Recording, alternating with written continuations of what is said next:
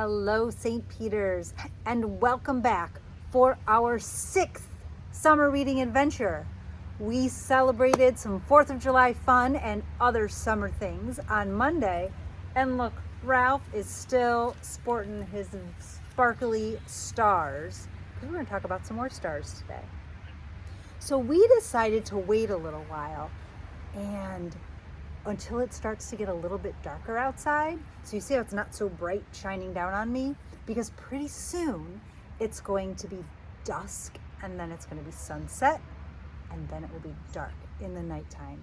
Our story today takes place in the nighttime, so it could even be a fun episode if you watch it in your pajamas. That could be fun. So my friends are here, ready for our adventure. We have Ralph, Magic Monkey, Daisy is here, of course, as well as Douglas, our squirrel, and our pig of joy is here with her jar of joy. And she added her decoration from the 4th of July to our jar of joy. Doesn't that look nice? I like it. I can't wait to spread some joy because we have so many new ideas in here from a lot of you. Thank you for giving me those ideas. And remember, if you have an idea for the jar of joy, send it to me, put it in the comments if you're watching this on Facebook, and I will add it to the jar, okay? All right, let's see what we have in our adventure pack today. Here's our book. I'm not going to show it to you just yet. Oh, and it looks like today we're going to be using our crayons and some paper, okay? Just plain paper. That's all we're going to use. Pretty simple. All right, I don't know about you, but I'm ready for a story. Are you guys ready for a story? Are you ready for a story? Then we better get ourselves ready. Let's turn up our ears so we're ready to listen. Turn off our mouths so we don't make a sound. Put your hands quietly in your lap. Take a nice big deep breath. Now we're ready for our story. Before we start, listen as we're reading to some of the sounds that you hear in the background. I'm sitting in front of my pond, and there's a frog who's very chatty today. You might just hear him. He likes to start singing closer to the nighttime because it's too hot during the day. He usually sleeps during the day. So he's pretty active. You might still hear some birds. Let's see what else you can hear. While we read our story, Nightsong. What kind of an animal is she? That's right, a bat. Pretty cute. And when do bats come out? In the nighttime. That's why it's called Nightsong. Bats are what we call nocturnal, which means they sleep all day, and then they wake up at night, and that's when they start looking for food and things like that. So let's see. Nightsong is by Berk and Lauren Long. Let's see what Nightsong has to say. Here we go. The sun had set, and the shadows clinging to the walls of the cave began to wake and whisper. "Cheero, little wing," the bat mother said to her child. "Tonight you must fly out into the world, and I will wait for you here."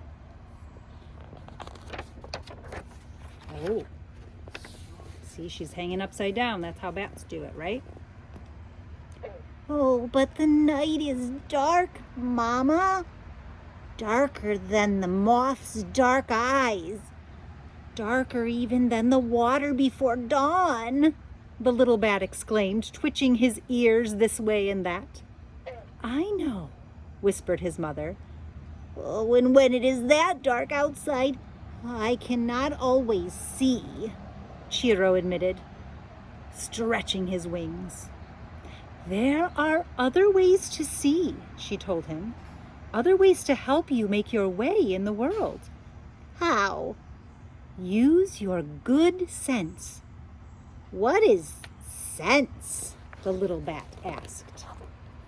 That's a good question. His mother folded him in her wings and whispered into his waiting ears. "Sense is the song you sing out into the world, and the song the world sings back to you. Sing and the world will answer. That is how you'll see. Now fly from our cave to the pond where we bats like best to eat. Have your breakfast, then fly home, but do not go farther than the pond. Not unless your song is sure. And then she let him go.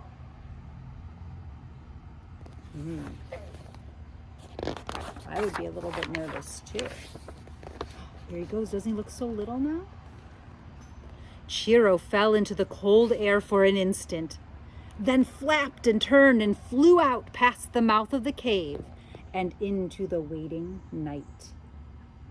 It really is dark, isn't it? Whoa, look how dark this page is. You can kind of see some shadows of trees if you look very closely. At first, Chiro tried to peer his way through the dark. Long arms rose up in front of him, waving slowly, blocking his path. He could not see around them or over them. Chiro was frightened. What are those arms? Right, those are the branches of the trees. But he can't see past them, making him a little bit scared. But he remembered his mother's bright words. Use your good sense. Chiro began to sing, softly at first. So you can see they made his voice look bluer so that we can see it in the picture.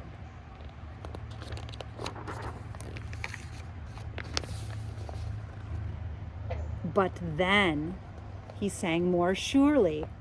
His song flew ahead of him, and soon he could hear something singing back. Tall trees called out to him, chanted the lengths of their long branches and the girths of their rough trunks. Gleefully he flew through the woods, past pines, over maples, and away. So remember, bats are using something called echolocation, and that's what his song is when his mom says to sing. So he makes his sound, she calls it his song, and it bounces off of all of the objects that are in front of him, and then he knows where they are and how big they are by the echo that comes back. So that's called echolocation. That's a big word for today. But I like how they drew this picture because it kind of makes it look almost like he has a flashlight beaming through. But instead of a light that we used to see, he's using sound. And that's why his ears are so big, so he can hear all the sounds. Oh, what does he see now? There's some geese up there. Flying higher now, Chiro saw something sliding through the sky toward him. So out went his song, and where danger once threatened, now Chiro saw only a flock of friends flying above him on their evening errands. And it's not so scary once you can see them.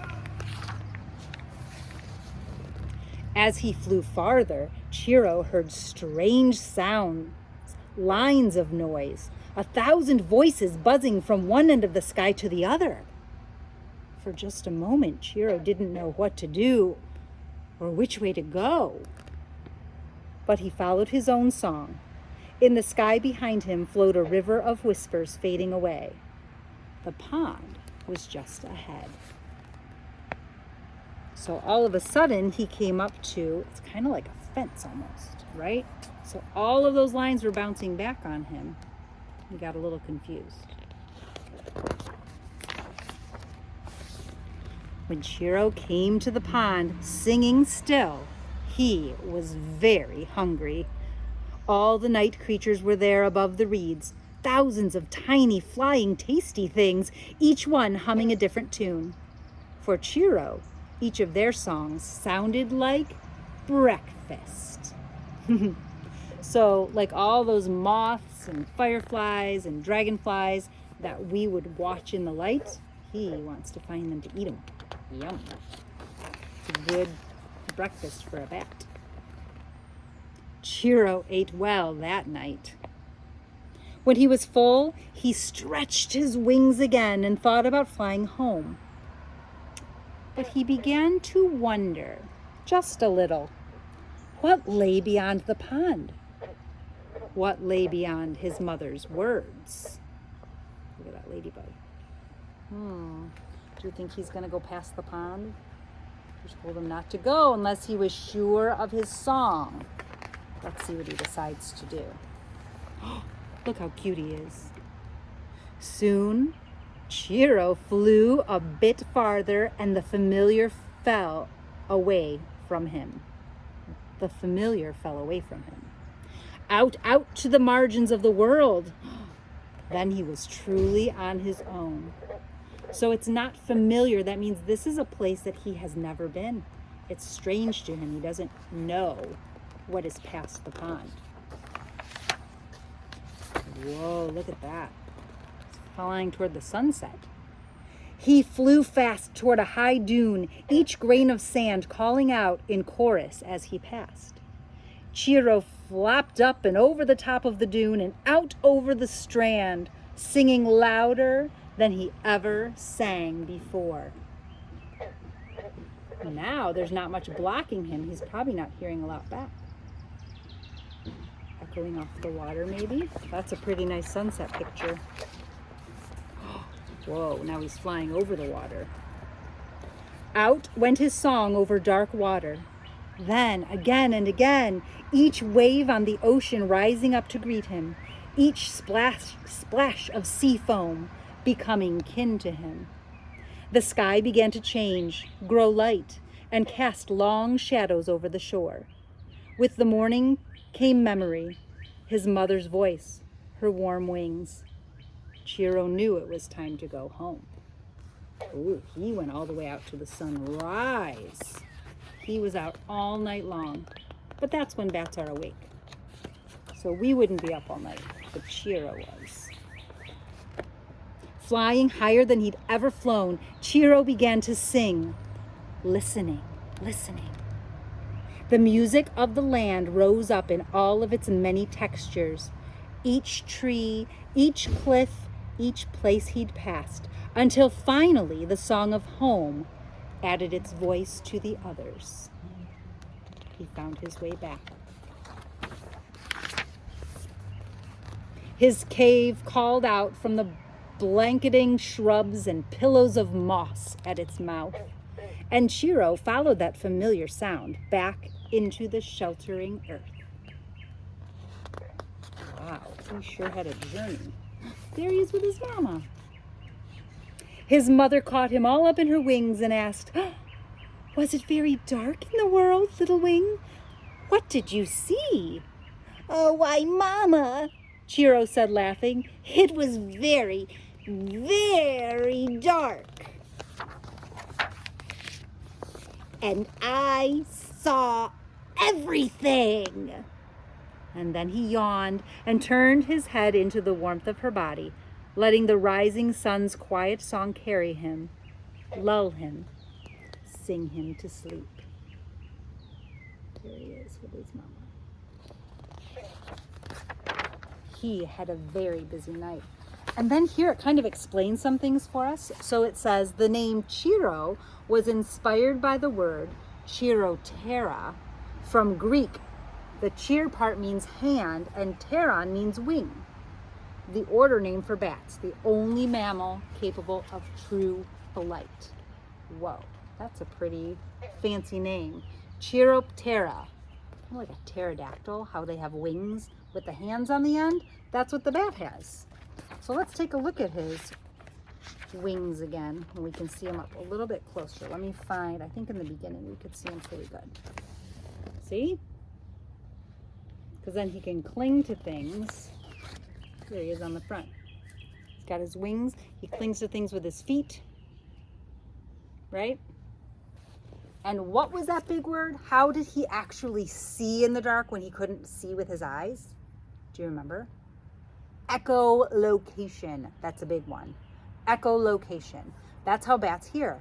They use their voice. It bounces off and comes back, and they hear it with their ears. That's something we can't do. Humans don't do that very well. We can't hear as good as bats can, but we have other things we can use, right? We could use a flashlight, or we could use, people used to use flames with torches and things like that. We've always figured out a way to see in the dark.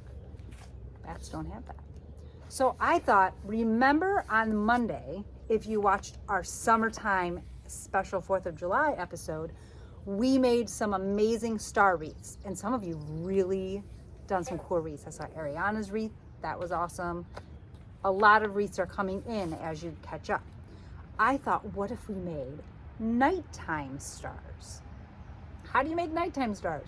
Well, we're gonna do a cool technique where we're gonna scratch it off like this one. We're gonna make our own scratch offs. Have you ever seen those pages that they're all black and then you get a little sharp wooden stick or something and you start scratching and it makes you can make pictures? We're gonna make our own. So we're gonna take a piece of paper now. This is really big. It's hard to make your own scratch off. So I am gonna fold this a couple times, or you can cut it. You can use whatever size you want. You can make it really big if you want to do that as well. But for today, I'm just gonna show you on a smaller one. And to get started, we're gonna do some stars that are yellow, right? And our sky's gonna be black, because in this book, it was so dark. It was always black, right? So you can do other colors if you want, but the dark color always has to be on the top. So you're just gonna take your yellow crayon and you're going to color. You're gonna push down pretty hard because we want a lot of color on this paper, right? The more yellow you have, the more you'll see when you take the black away. So I'm just gonna make a big splotch of yellow, dark yellow on my paper. Okay? And then I'll show you how we can do it with other colors. But right now, if we're gonna make a star in the sky, then you take your black crayon and you're gonna go right over top of the yellow. And again, make it kind of dark, right? You're gonna push down a little bit. Not so hard that you break your crayon. That would be way too much. But we're gonna color it. I'm not even gonna color it all the way down. You can, but for right now, so that I have time to show you, we're gonna color it just like that. Okay, then you're gonna look in your adventure pack or look around your house and see what you have. Maybe the end of a pencil. Maybe you have a stick in your backyard. We have our rounded scissors, right? You can use those. Don't use pointy ones, it'll poke a hole right through your paper. Or look what I even found. I have a sucker stick. So let's see what works best. I'm gonna take my sucker stick first. And remember how we drew the stars? I'm gonna show you again. You're gonna make a line up, scratch off that black.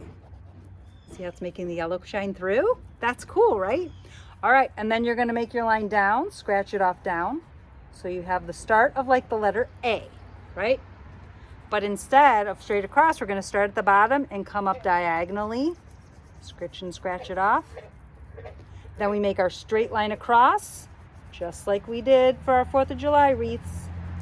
And then you're gonna connect diagonally down. Once you have the outline of it, you can even try to scrape away the inside to show more of the yellow. And there we have a nighttime star peeking through the black, dark sky. Now, if you did this on this whole page, you could make smaller stars and bigger stars. And wouldn't that be amazing? I think that's pretty cool. So if you wanted to make more colors, maybe you kind of want to make a sunset or just a rainbow, whatever you want to do, you're just going to pick your color. And remember, you're going to put a lot of color on there, so push down a little bit. So for this one, I'm going to start with this like reddish orange color, but I'm not going to go all the way down. I'm going to stop right there. And then I'm going to take this green. It's kind of like a yellowy green color right next to my orange. And then I'm going to take this blue. Ooh, I like that. Those colors are pretty neat together. And then I'm going to take, what's coming out next? Pink.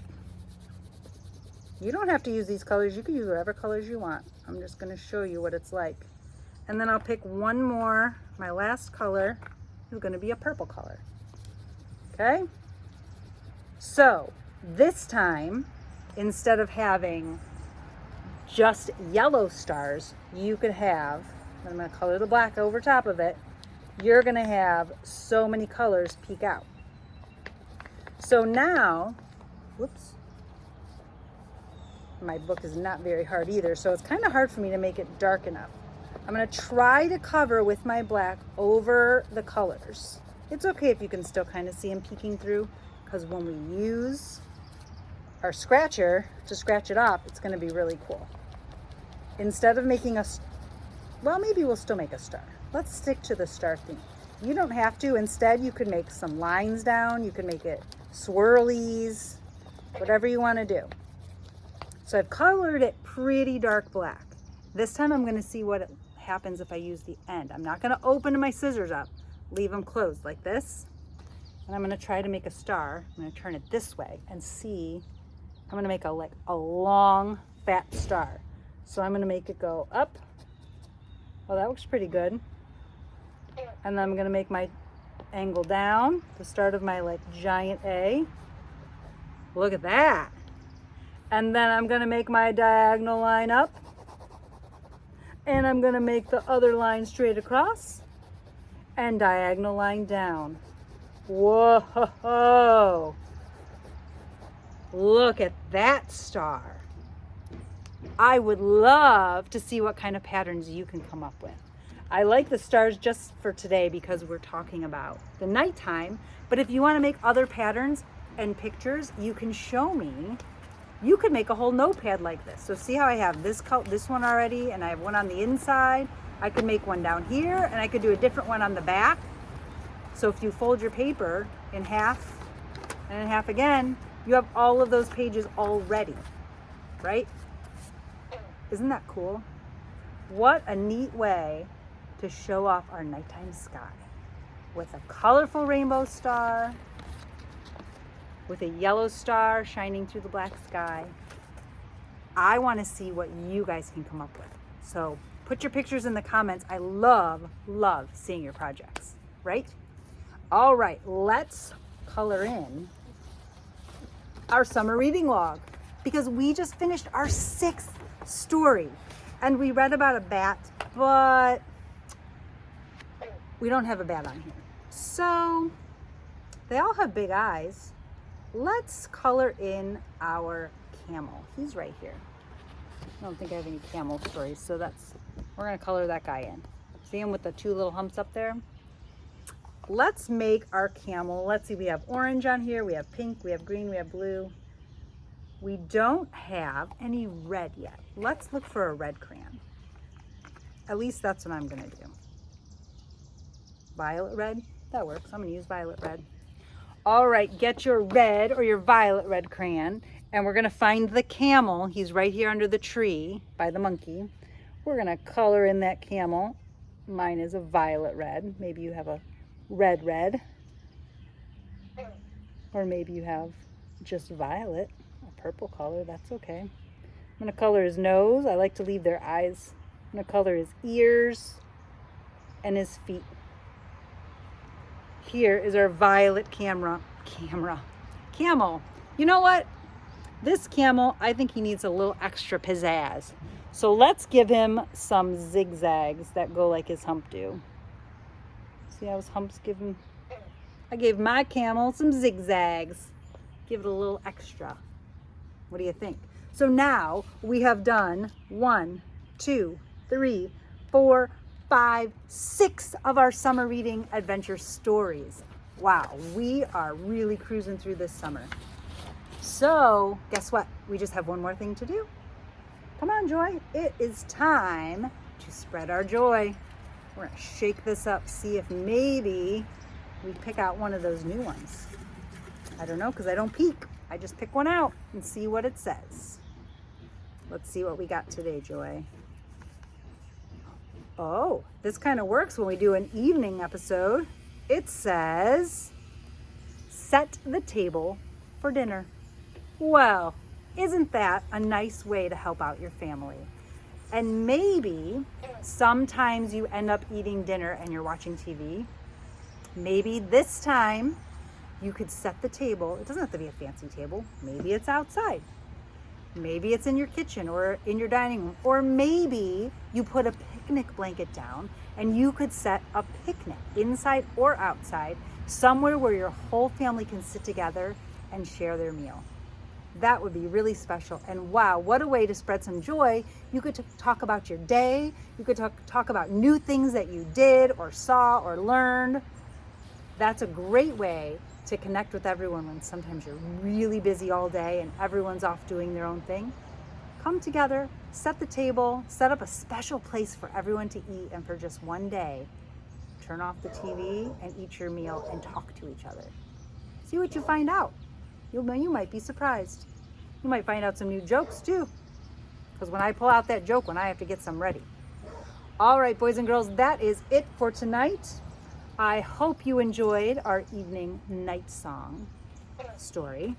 And I want to see some of those amazing scratch off stars that you make. So make sure you put your pictures in the comments. So that's all for this week, boys and girls. We hope you had a great first week of July, 4th of July week. Until Monday, you know what to do. Keep spreading your joy.